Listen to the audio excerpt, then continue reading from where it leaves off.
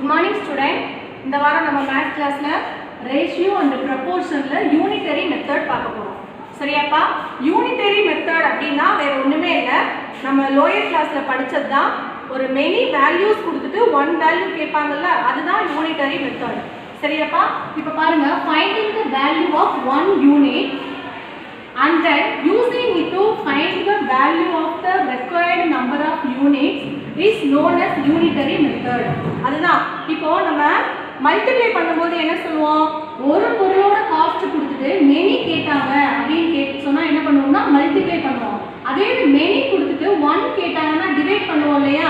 So அந்த மாதிரி many கொடுத்துட்டு ஒரு யூனிட்டோட வேல்யூ கண்டுபிடிக்கிறது தான் வந்து யூனிட்டரி மெத்தட். ஓகேவாப்பா? ஃபர்ஸ்ட் அதுக்கு என்ன பண்ணணும் பாருங்க. Steps involved in unitary method express the given problem in mathematical statement. அந்த கொடுத்திருக்கிற சம்மை என்ன பண்ணணும் பார்க்கணும். Find the value of one unit of the given item using division. அந்த கொடுத்திருக்கிற யூனிட்ல இருந்து ஒரு யூனிட் எவ்வளவு அப்படினு சொல்லிட்டு டிவைட் பண்ணனும். So next என்ன பண்ணனும்னா find the value of the required number of the same items using multiplication. அத வர்ற ஆன்சரோட மல்டிப்ளை பண்ணிடணும். உங்களுக்கு இப்ப புரிய எக்ஸாம்பிள் பாருங்களே. அதாவது என்ன சொல்லிருக்காங்க அப்படினா, இப்ப the cost of 5 pence is 30 rupees. What is the cost of 7 pence? இப்ப நம்ம லாஸ்ட் இயர்லாம் எப்படி படிச்சிருப்போம் அப்படினு பாத்தீங்கன்னா, இப்ப 5 pen கொடுத்திருக்காங்க 30 rupees. சரியா? இப்போ 1 pen கேட்டாங்கன்னா நம்ம என்ன பண்ணுவோம், 30 வந்து 5 ஆல டிவைட் பண்ணுவோம். ஆனா இங்க என்ன பண்ணிருக்காங்கன்னா 7 pen எவ்வளவுன்னு கேட்டிருக்காங்க. சோ ஃபர்ஸ்ட் 7 pen நம்மளால என்ன பண்ண முடியாது, ஃபைண்ட் அவுட் பண்ண முடியாது. அப்ப என்ன பண்ணனும்னா ஃபர்ஸ்ட் ஒரு பொருளோட காஸ்ட் எவ்வளவு, 1 எவ்வளவு, ஒரு யூனிட்டுக்கு எவ்வளவுன்னு கண்டுபிடிச்சிட்டு தென் 7க்கு எவ்வளவுன்னு கண்டுபிடிக்கணும். இதுதான் வந்து யூனிட்டரி மெத்தட். அத தான் இங்க வந்து ஸ்டெப்ஸா கொடுத்திருக்காங்க. ஃபர்ஸ்ட் கொடுத்திருக்கிற ஸ்டேட்மென்ட்டை அண்டர்ஸ்டாண்ட் பண்ணிக்கணும். நெக்ஸ்ட் அதோட ஒரு யூனிட்டுக்கு என்ன வேல்யூன்றதை டிவைட் பண்ணி கண்டுபிடிக்கணும்.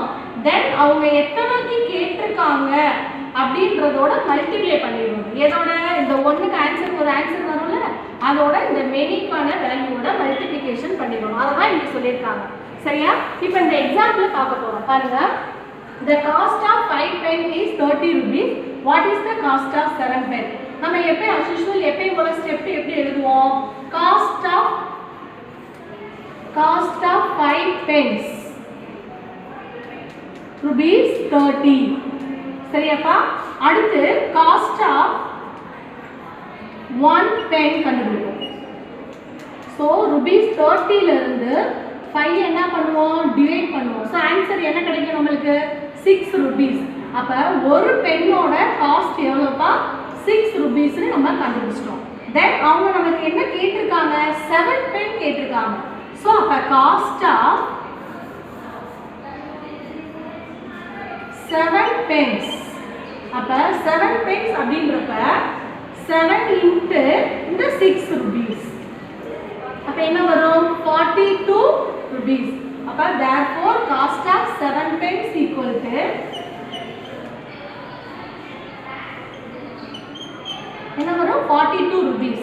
இது வந்து நம்ம நார்மலா நம்ம ஸ்டெப் ரைட் பண்ணி இந்த மாதிரி தான் நம்ம யூனிட்டரி மெத்தட்ல கண்டுபிடிப்போம். இதையே வந்து இன்னொரு மெத்தட்ல எப்படி கண்டுபிடிக்கிறோம்னு பாருங்க. செகண்ட் மெத்தட் பாருங்க. ஃபர்ஸ்ட் வந்து என்ன கொடுத்திருக்காங்க, ஃபர்ஸ்ட் சென்டென்ஸ்ல என்ன ஸ்டேட்மென்ட் பார்க்கணும். 5 pence வந்து 30 rupees அப்படின்னு ஒரு ஸ்டேட்மென்ட் கொடுத்திருக்காங்க. சோ என்னன்னா பென் காஸ்ட். சோ இங்க என்ன எழுதுறோம், பென் கொடுத்திருக்காங்க, இங்க காஸ்ட் கொடுத்திருக்காங்க. சரியா? பென் இங்க எழுதிட்டோம், இங்க காஸ்ட் ரைட் பண்ணிட்டோம். பென் எத்தனை பென், 5 pence எவ்வளவு சொல்லிருக்காங்க, 30 rupees சொல்லிருக்காங்க. சரியாப்பா? 5 pence வந்து 30 rupees சொல்லிருக்காங்க. அடுத்து நமக்கு என்ன கேட்டிருக்காங்க, 7 pen கேட்டிருக்காங்க. காஸ்ட் நமக்கு தெரியுமா, தெரியாது. அதுதான் क्वेश्चनா நமக்கு கேட்டிருக்காங்க. சோ அப்ப இத வந்து நம்ம என்ன பண்றோம், x ன்னு வெச்சிருக்கோம். இததான் வந்து ப்ரொபோர்ஷனல் மெத்தட்ல சொல்றது.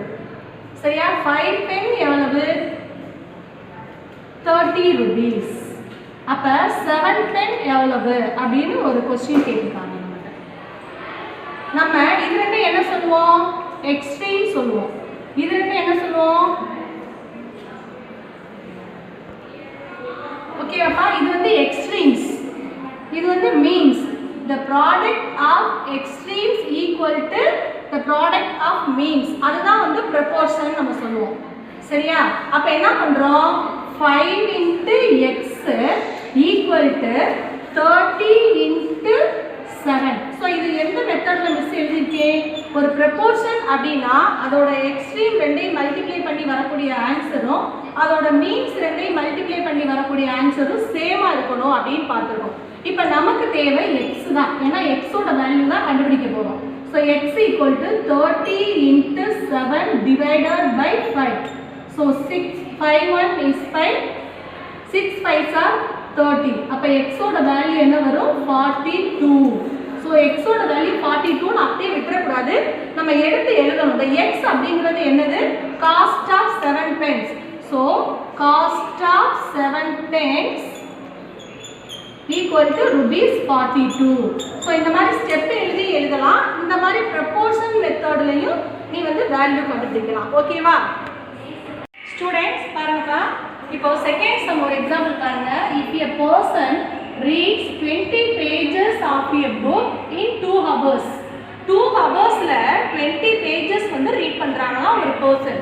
How many pages will he read in 8 hours at the same speed? அதே ஸ்பீட்ல ரீட் பண்ணிக்கிட்டு இருந்தா 8 hoursல எத்தனை pages படிப்பாங்க அப்படின்னு கேக்குறாங்க. Number of pages reading 2 hours. 2 hoursக்கு எத்தனை pages? 20 pages ரீட் பண்றாங்க. அப்ப அதே மாதிரி number of pages reading 8 hoursக்கு பார்க்கலாம். அப்ப 8 hoursக்கு எவ்வளவு வரும்? நமக்கு டைரக்டா 8 hours கண்டுபிடிக்க முடியாது. சோ அப்ப 1 ஹவருக்கு எவ்வளவுன்னு பார்க்கலாம். அப்ப 2 hoursக்கு 20 மினிட்ஸ்னா 1 ஹவருக்கு ஸோ 2 ஆல டிவைட் பண்ணா என்ன வரும்? 10 pages. ஸோ அப்போ 1 ஹவருக்கு வந்து 10 pages ரீட் பண்ணுறாங்க. அப்போ நமக்கு கேட்டிருக்கிறது வந்து 8 ஹவர்ஸ்க்கு.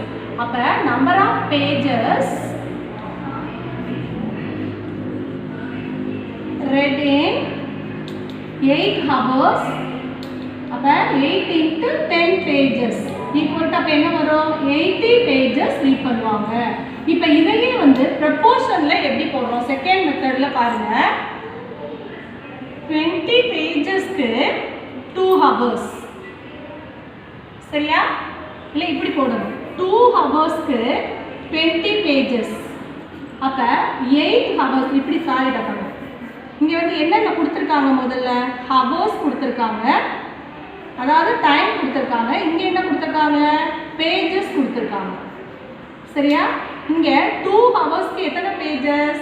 20 பேஜஸ். சரியா? அதே மாதிரி அவங்க என்ன கேட்டிருக்காங்க? 8 ஹவர்ஸ்க்கு எத்தனை பேஜஸ் ரீட் பண்ணியிருப்பாங்க அப்படின்னு கேட்குறாங்க. நம்ம எக்ஸ்ன்னு வச்சுருக்கோம். சரியா? இப்போ இதை எப்படி எழுதுவீங்க? 2:20. இந்த 3 டாட் வச்சா என்ன மீனிங்? Proportion meaning. சரியா? அப்போ 8:x. சரியா? இப்போ இது ரெண்டு எக்ஸ்ட்ரீம். சரியா? இது ரெண்டு என்னது? மீன்ஸ். இது ரெண்டு extremes. the product of extremes equal to the product of means. அதுதான் வந்து நம்ம ப்ரொபோர்ஷன் எடுத்துக்குவோம். சரியா? அப்ப 2 into x equal to 20 into 8. நமக்கு தேவை x. அப்ப 2 into 8 divided by 2. சரியா? 1 2 is 2, 10 2s are 20 equal to என்ன வரும்? 8. இப்போ x நம்ம எதை எடுத்திருக்கோம்? Number of pages. அப்ப நம்பர் ஆஃப் பேஜஸ் லாஸ்ட்ல எழுதணும். Number of pages reading 8 hours அப்படின்னு எழுதிட்டு ஈக்குவல் டு 80 பேஜஸ். உனக்கு எந்த மெத்தட் ஈஸியா இருக்கோ நீ அதை ஃபாலோ பண்ணிக்க. ஓகேவாப்பா? அடுத்து தேர்ட் சம் பாருங்க. The number of correct answer given by Kar Mugilan and Kavita is a quiz competition are in the ratio 10:11.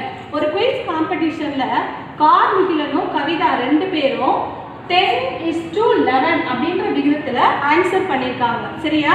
if they had scored a total of 84 points. ரெண்டு பேரும் சேர்ந்து 84 points எடுத்திருக்காங்க. In the competition, then how many points did Kavita get? இந்த காம்படிஷன்ல கவிதா வந்து எவ்வளவு point எடுத்திருப்பா? So முதல்ல என்ன சொல்லியிருக்காங்க, சம்ம நல்லா ரீட் பண்ணி அண்டர்ஸ்டாண்ட் பண்ணிக்கிறணும். ரெண்டு பேரும் சேர்ந்து எடுத்த பாயிண்ட் வந்து 84. அவங்க ரெண்டு பேரோட ரேஷியோ வந்து 10:11. இந்த 10 அப்படிங்கிறது கார்முகிலன், 11 அப்படிங்கிறது கவிதா.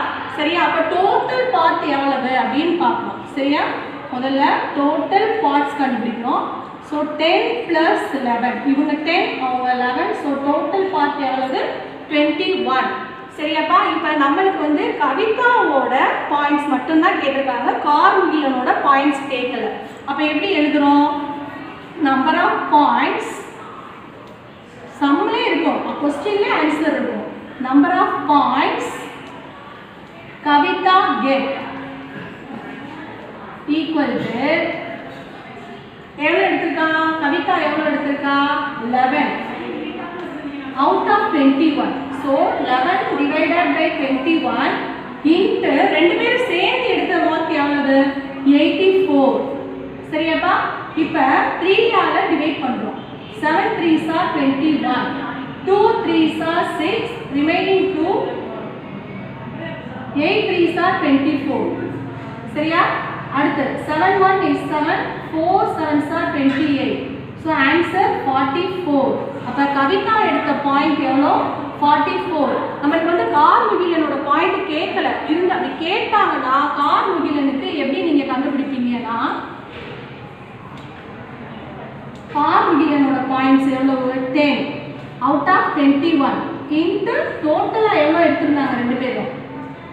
84. ஸோ 1 இங்கே 4 தான் வரும், இங்கே 4 தானே வந்தது ஆன்சர். ஸோ அப்போ 40. ஸோ அப்போ கார்முகிலன் எடுத்த மார்க் வந்து 40, கவிதா எடுத்தது 44. ரெண்டையும் சேர்த்து பார்த்தோம்னா 84 வருது. ஓகேவாப்பா?